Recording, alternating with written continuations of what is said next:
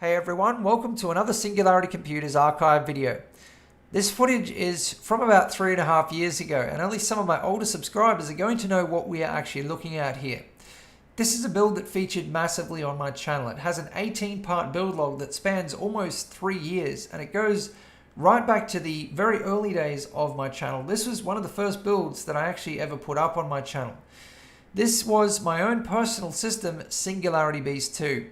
A system that I have such good memories from and I had so much fun with. I mean, this build log was massive back in the day. But you can see that it's unfinished, and I know a lot of you are going to be thinking, what is going on here? You know, there's no custom wiring. And you have to remember that from this day, this build is about 4.5 years old, so it's quite an old build. You know, this was right after the introduction of hard tube.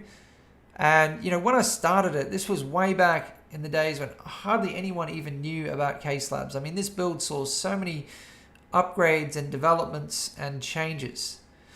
But so many of you wanted to know what happened to this build and when I'm going to upgrade it, you know, what I'm going to do next. Well, in this video, you're going to see this build stripped down for the final time. You're going to find out exactly what happened to this build and also why. This was actually going to be Singularity Beast 2 build log part 19, but I never uploaded it. It's something I've kind of avoided talking about because I didn't think people were really going to understand. Because I've had the passion and the hobby for building custom systems, water cooling and overclocking for a long time, many years before I started my channel, nearly 10 years. And as a lot of you know, it's quite an expensive hobby, which was fine before I started my channel. But when I started my channel, I started putting everything, all of my time into something that I didn't get anything back in return from, except for the happiness which came from sharing my knowledge and sharing a passion, which, you know, for me is far more important. But building my own custom systems for the, you know, for the passion of it as a hobby was something that I could no longer do. And I had to, you know, give it away for my own personal reasons.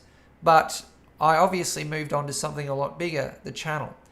And so it's something I had to really make a conscious decision to stop, you know, because a lot of you are probably thinking, why didn't I just keep Singularity Beast 2 but stop upgrading it?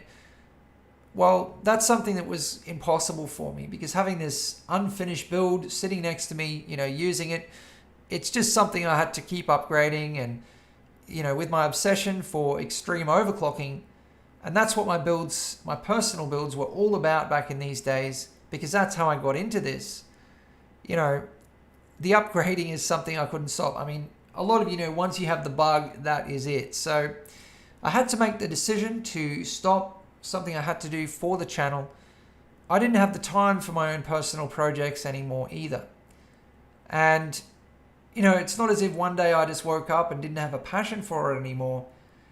Obviously, every day, I mean, I'm doing things that I would have only dreamed about previously, building extreme water-cooled systems every day and overclocking, but, you know, just not my own personal systems.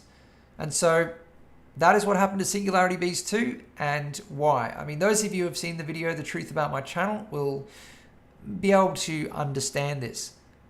So I'm now draining the loop for the last time, as you can see, and I have stripped down the system. So this build went towards the channel. Kind of a sad video, but, you know, a lot of you never even saw this anyway, because you are newer subscribers that have come to the channel since this time. But, you know, I just wanted to kind of wrap this up because Singularity Beast 3 is definitely on the horizon.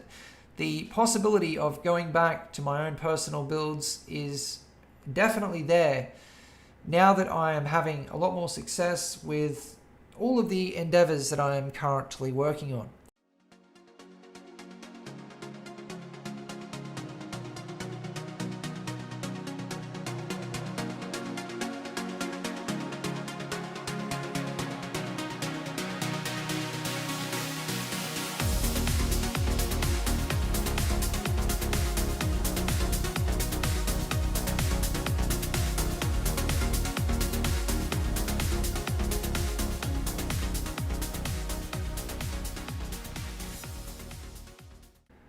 that is just a few of the many changes that Singularity Beast 2 went through during its time. And this is the components for the system that I built to replace it. And you can see it's a pretty epic system considering this is over 3 years ago. I still had to build something that was going to be powerful enough to perform the tasks I need to do on a daily basis, such as video editing and encoding, as efficiently as possible. And I knew that I wasn't going to be building another system for myself for a long time. But I was going from building something for the fun of it to do extreme overclocking and gaming and everything else to building something for purely practical reasons. And so you can see the components that I have here are still epic, but definitely I have downsized. You can see I have the K-Slabs Mercury S5, something more compact, practical, and also quieter. So I have the Intel Core i7-4930K Rampage 4 Gene, 2 GTX 780s, Seagate 1000 watt power supply, 16 gigabytes of Corsair Dominator Platinum DDR3, 2 Samsung 840 EVO 250 gigabyte SSDs, all EK Nickel Plexi CSQ clean water blocks, Hardware Labs Black Ice GTX radiators, Swiftech D5 pump with a Bits Power D5 mod top, mod kit, and upgrade kit 150. Bits Power black sparkle fittings, Bits Power acrylic tube, and Noise Blocker Black Silent Pro PLPS fans, and a number of other components that went into this build. And I'm now going to take you through just a brief build log for this system. And I actually haven't changed this build up until this day. It's sitting next to me. This is the build that I'm actually using to make this video. The only thing that I've changed is the graphics cards, which I actually had a spare GTX 980 from a customer build, so I replaced the 2 GTX 780s with a single 980, which I haven't even water cooled. So now the loop is actually only cooling the CPU. I just didn't even have the time to add a water block and water cool the graphics card. So it shows that I am reformed. I have, kind of recovered from the addiction, the bug of, building high-end water-cooled systems, but I haven't really, because obviously I'm still doing it, but I'm doing it for customers. It is different, but, not really. But obviously, and I know that everyone wants to see what I would do with a pile of extreme components, the mods that I would do if I had a bit of time for my own personal build project. And I think it would make for some epic content. It's something that I've been asked for so many times now. Take a look at this pump and reservoir configuration, the way I've attached it to the radiator. What I have here is a couple of UN brackets and plastic reservoir mounts. This is a config that I've done so many times over the years that I cannot even count. And there are so many things like this that, I started doing, and then companies kind of developed the parts around it to suit it. And, then it just started becoming far more common. But something that I always had to do was use these UN brackets and plastic mounts. And I cringed at doing it every time because it works, but it just looks terrible. And so a year ago, I started hand building reservoir mounts. The first mounts took me 8 hours to build just one mount. I then found a way of mass producing them. And we now have 3 designs: SingularityComputers Ethereal Single and Ethereal Dual.